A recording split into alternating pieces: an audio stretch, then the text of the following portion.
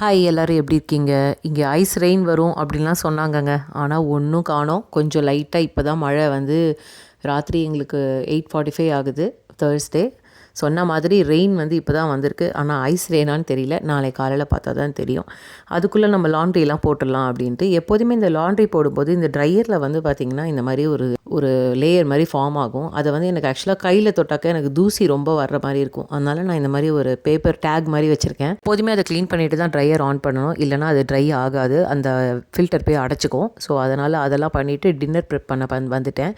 இந்த புல்கா ரோட்டி வந்து எனக்கு எத்தனை வாட்டி பண்ணாலும் ஒழுங்காகவே வராது. இத்தனை வருஷத்தில் இன்றைக்கி தான் அது ஆக்சுவலி நல்லா வந்திருக்கு. நல்லா புஷ்ஷுன்னு இருக்குது. இதை நீங்கள் ரொம்ப நேரம் கூட வச்சு சாப்பிட்லாம். அவ்வளோ சாஃப்டாக இருக்கும். கண்டிப்பாக ட்ரை பண்ணி பாருங்கள். உங்களுக்கு வேணும்னா சொல்லுங்கள். இந்த மாவு எப்படி பிசையணுங்கிறத வீடியோவை நான் வந்து கண்டிப்பாக நெக்ஸ்ட் வீடியோவாக ஷேர் பண்ணுறேன்.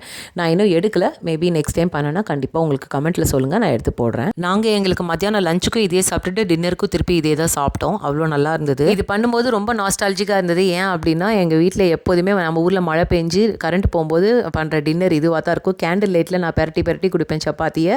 எங்கள் அம்மா வந்து அது அடுப்பில் போட்டு எடுப்பாங்க. சரிங்க, நம்ம இன்னொரு ஷார்ட்ஸ்லாம் நாளைக்கு பார்க்கலாம். பாய்.